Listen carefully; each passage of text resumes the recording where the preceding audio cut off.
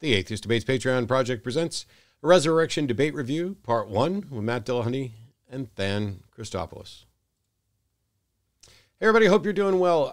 I'm putting together this as an overview of the debate because getting into the details of the debate, I think I have an idea for a slightly better way to do that, but I'll address that at the end of this, so stay tuned and then comment down below. But this was a different debate for me. A lot of the debates that I've done since COVID, or since the beginning of COVID, took place on modern day debates. And we all know the problematic nature of that. But this was a debate that was put together through a friend. J. Mike knew some people who were wanting to have a debate, recommended me for it. We got to talking. I was originally going to turn it down, but they decided, hey, we're going to bring you down to Tampa on Good Friday. And do a debate on the resurrection. I didn't really want to do it because I had been kind of disappointed in most of the recent debates that I'd engaged in. And it was also my birthday weekend and Easter weekend, and that's the weekend of the American Atheist National Convention. And so I was really, really dead set on kind of turning it down. But I decided that because it was a friend of a friend and because they were so eager and willing to work with me in conversation about how to make this debate better, that I'd go ahead and do it. And I'm genuinely glad that I did.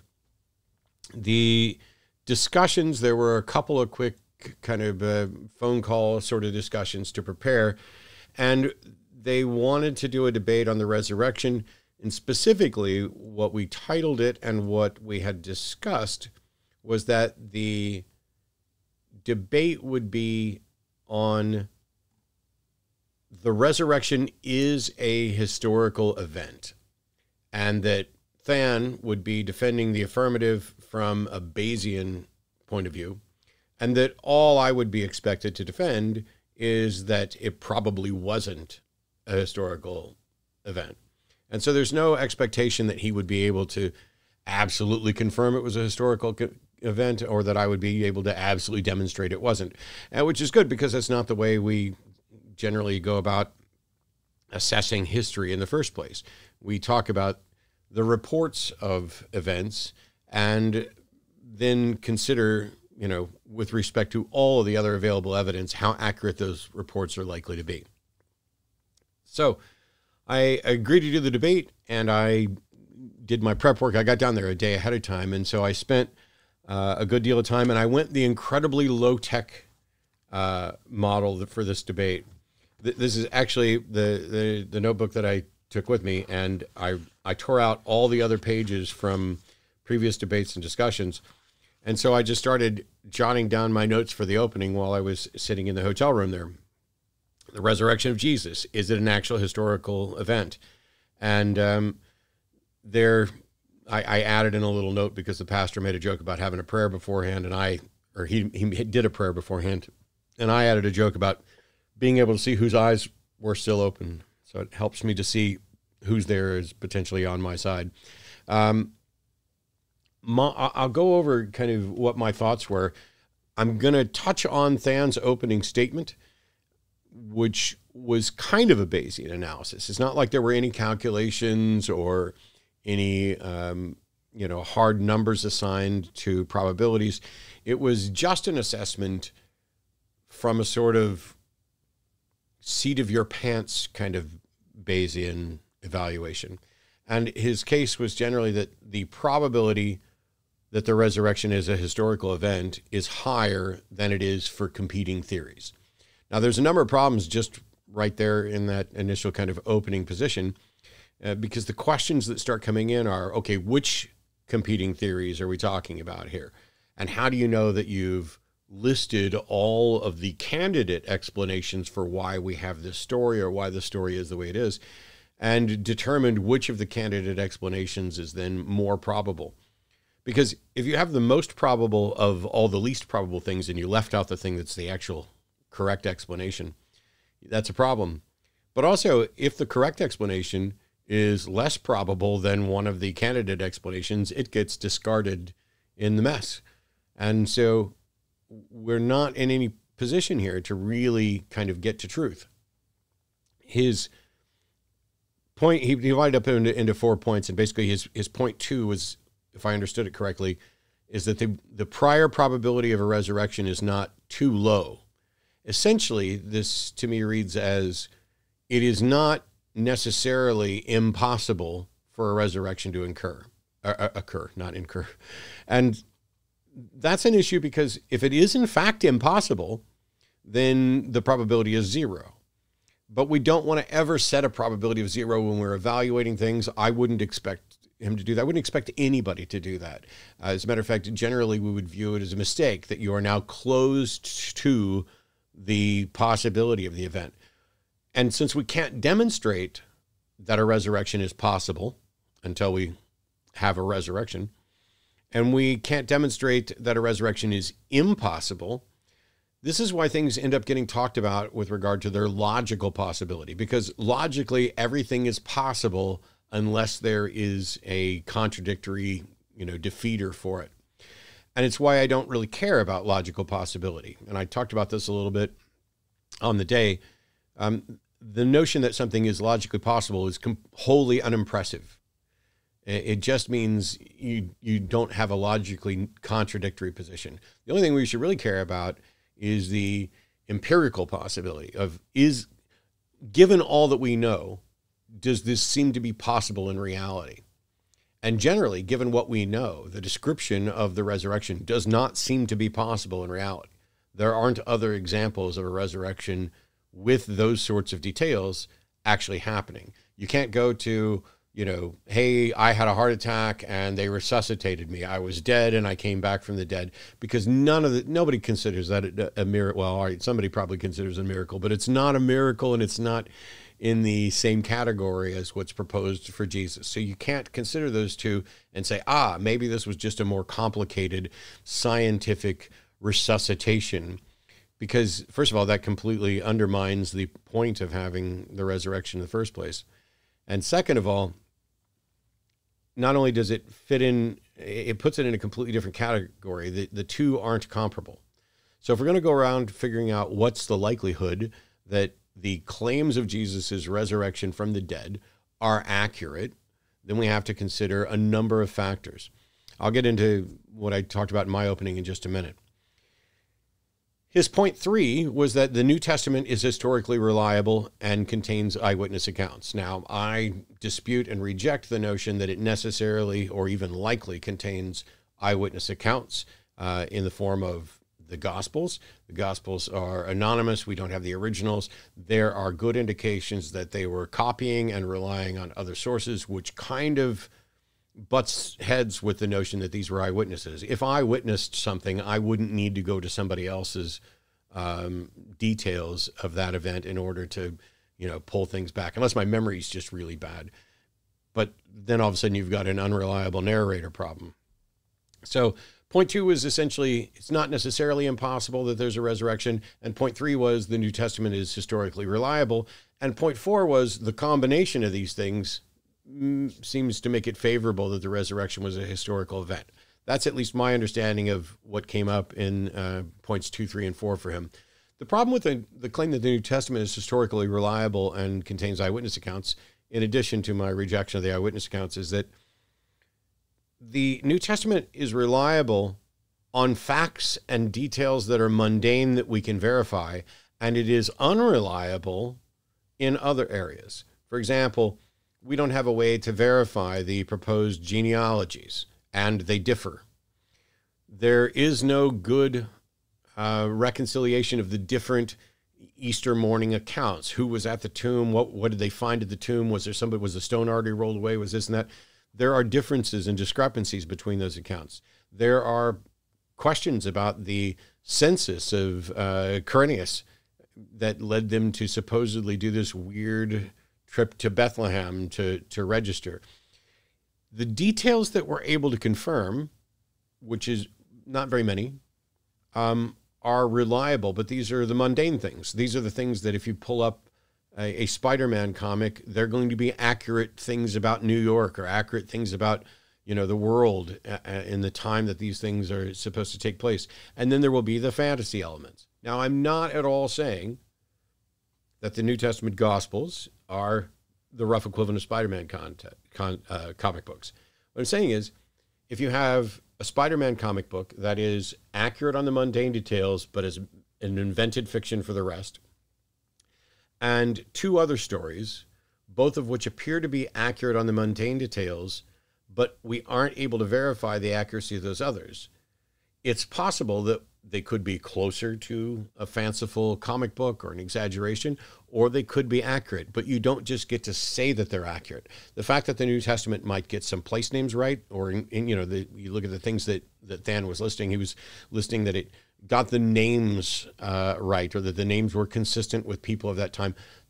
That is wholly unimpressive, and the notion that the New Testament could get those things right and still be wrong or wholly fabricated in some other area isn't outside the realm of possibility. And so the case isn't so much a Bayesian assessment of the probability of a resurrection, because the facts of the resurrection aren't really considered in his kind of off-the-cuff Bayesian analysis. He's just looking at, hey, the book seems to be reliable in these areas, and we can extend that to say that given these factors here, this should be a reliable accounting as well. But we didn't do a sort of Bayesian analysis on a resurrection as a historical event. We didn't say, hey, here are the reports of various resurrections. Here are the details of it. What are the probabilities of any of these details here? Have we seen other things like this? Nothing. There's not really priors. And we didn't even determine whether or not a resurrection is possible or probable at all in the first place. Matter of fact, we're already all, I think, in agreement that a resurrection is incredibly improbable, if not actually impossible. And so I don't know that a particularly strong case was made for even a Bayesian assessment of the resurrection. Just, I accept, when I say I, I'm not talking about me, I'm talking about Than. Than accepts, as do many other Christians, that the New Testament is historically reliable and contains information from eyewitnesses, and that makes it more probable than not that these people who were claiming Jesus rose from the dead were accurate. Not just that they were being truthful or honest, but that they were accurate to the facts. And that's a case that I don't know how you make. Now, there was some questions that came up during the Q&A specifically to address this. One of them I'm going to address in a completely separate video that I'm also going to be releasing this month as well. That was about a supposed miracle healing, and that this miracle healing not only probably was a miracle from God by this same sort of analysis, but that increases the likelihood that the resurrection claim was true. And this is sort of a mildly convoluted end around that if in fact Jesus healed someone in 1982, then that adds credibility to the resurrection back at a couple thousand years ago. I'll touch on the details of this supposed miracle healing in a separate video, but we had a good back and forth about that during the discussion, and it's difficult to figure out exactly or to put a name on the error that's taking place there, because you could then say everybody who's ever sincerely believed that Jesus has helped them is another data point confirming that Jesus rose from the dead, back in 33 CE. And so then you get to use every proposed thing that's happened since then as if it adds credibility to this, when that is not how any of this works. And it's one of the reasons why I'm frequently recommending an ancient book. This is Charles Mackay's Extraordinary Popular Delusions and the Madness of Crowds. But when we go through and we're figuring out the likelihood or the possibility of something, we need to focus on that thing and not all the ancillary things that we would like to attribute to that. It's like saying, if you killed them, we would find a blood stain right there. And we did. And we found a drop there and a drop there and a drop there and a drop there and a drop. No, those are all still part of the same incident and blood spatter pattern. Every individual drop is not yet another data point to affirm the process of murdering. The aggregate of those things to show a blood spatter pattern would be. But you can't say that if you went and found all of the distant relatives of George Washington, that the existence of each one of those is another data point that affirms that he could not tell a lie. That just doesn't work like that. The fact that there's a bunch of people who believe or who are related to it or that are convinced of it are not individual data points to affirm the possibility or the probability that this was a historical event. So my preparation for this debate, I hadn't actually done a ton of specific preparation right before I got to Tampa because I knew I was going to be there for a day. And I'd been spending my time, as I normally do, thinking about the debates and what I wanted to say and how best I wanted to present it. And I changed my mind several times. I ended up, the opening that I did in this debate, apart from a couple minor timing issues and the fact that I had to hold a microphone right there, I'm generally happy with the structure of it. Because what some people often claim is that, oh, Matt just shows up and says, nuh-uh, nuh-uh, which is in some ways frequently true because I don't have a burden of proof. If someone claims the resurrection was a historical event, my job, if I don't accept that it was, is to point out why I don't accept it was. In this case, though, despite accusations that all I did was show up and say, nuh-uh, I actually made a case for how we go about evaluating events historically because we don't have a time machine. And how the events fall into different categories. There are near events in time, like recent events. And then those events and the sources surrounding them, we categorize how strong those sources are. If the events happen recently, the information is more likely to be reliable than if it happened long ago in the past. Then we go to primary sources, the people who were there, who were part of the event, or who were direct witnesses to those events. Then we go to reliable contemporary historians. And by contemporary, it means if you're talking about event in 33 CE, then you want historians who were there in 33 CE to investigate. And you can rely on historians that branch out from that a bit more, provided they're using primary sources or near primary sources. And then your case is strengthened or weakened by whether or not your information is coming from all sides, the pro side and the con side, or the impartial side. Are there news reports? Are there people who are saying, hey, just the other day, there were a bunch of reports of people getting up out of their graves and marching into Jerusalem. We can neither confirm nor deny this, but we wanted to make sure we reported the reports. That would be a data point from external sources that confirmed what the Bible says. Unfortunately, that doesn't happen. The Bible reports on the dead rising up out of their graves and going into Jerusalem and interacting with people at the time of Jesus' death, and there are no reports of anything like this. That seems to me to be something that somebody would have reported on. Then after that, you get down to where you have dubious contemporary accounts, and then independent investigators, and then you look at the additional sources that are potentially biased and determine how much their bias is impacting those things. And this is the way we would do it for any historical claim. The problem is, outside of religion, most of the historical claims that we're investigating are mundane. Historians don't tend to be put in position of figuring out whether or not a miracle occurred or whether they have good reason for a miracle occurring. Instead, they're going to assess the claims and report on the claims. And generally speaking, we're willing to accept the claims as long as those claims are consistent with everything we know and understand about reality. But when those claims are extraordinary, then they get dumped into a realm of dubious history, if not outright fantasy and manipulation of details. Not that anybody's necessarily lying, but there are different claims. There are claims, as I pointed out in the debate, of like Steve built a boat. Steve built a huge boat for a massive storm. Noah built a huge boat for a global flood to fit all the species on this boat.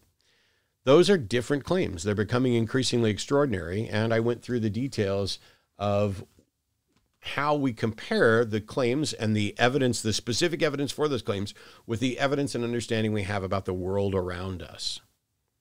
And when you do that, that's how you determine if something probably happened, if we have an accurate recording, or if there are details that were probably accurate, but other things that we just can't confirm. And so when it comes to this particular debate on the resurrection, I didn't see an actual probabilistic assessment for the resurrection. What I saw was a probabilistic assessment for a claim of a resurrection. And because there were other details that were likely to be correct, this one gets thrown in as likely correct too. It's like saying, hey, my mom's honest. She tells me the truth. And she said this, this, and this. And she also said that she saw a demon on my grandfather's shoulder. And so that's likely to be true as well. But those aren't the same claims, even though the same person is telling them. It's genuinely, that's a real story. My mom can tell me a bunch of things that I can independently investigate that are true. I have no way to investigate whether or not she actually saw a demon sitting on my grandfather's shoulder. Now, maybe she did. Maybe she thought she did. How did she determine it was the demon? How did she determine it was the demon of alcoholism? Someday we'll dig in on that story. I want to kind of wrap this up with a couple points on the debate and questions for you guys on a follow-up, because I'm wondering, because Than and I got along. Than is a decent guy. We met. We were picked up at the airport about the same time. We hung out for a couple hours, I think, on the first day, and then didn't interact much at all right up until the time of debate. And we sat down, had a little conversation, got to know each other. We have, at least some common interests. And he's a genuinely thoughtful, nice guy who I like. We just don't agree on a number of things. But then Than also disagrees with a number of Christians on a number of things as well. He's at more of a risk of being called a heretic in some circles even than I am, because I'm going to keep kind of leaning back on a Southern Baptist fundamentalist Protestant kind of Christianity that I was raised with for some of the things that I'm assessing, especially if I'm pushing back on, more liberal or doctrines or Catholic doctrines and things like that. Now, there was one tech issue that basically cut out a portion of Than's opening statement, but I think I've posted the right link to get you to where you can see the entirety of his opening now. But that was the only issue. The church was a nice place. I enjoyed talking with the pastor and the youth pastor. Although there was a discussion on the airport on the way back that absolutely floored me on some really flawed epistemology. That might end up being a video at some point as well. But there weren't any lies. There was no changing of the topic. There was no bait and switch. There was no attempted gotchas. There was just an honest interaction where one person is doing their honest best to assess whether or not, or to defend the proposition that Jesus's proposed resurrection from the dead was an actual historical event. And I was there to present my case for why I think it is that it is probably not an actual historical event. And there were some simple things that I could have done, which is when you talk to historians and they list things that happened, they're not going to list the resurrection of Jesus as something that happened as an actual historical event. But what they will list as actual historical events are the rise of Christianity, the production of the gospel accounts, the production of the stories and claims. It's the same thing with turning water into wine, or Jesus raising the dead, or any of the miracles. We do not have sufficient evidence to justify believing that the claims are true, but we do seem to have sufficient evidence to believe that the claims were made and believed, and that the claims were made and believed by people who were at least presenting stories as if they were actual events and not as if they were fanciful events. And this is where the distinction between a Spider-Man comic and, James Bond and the Bible comes in.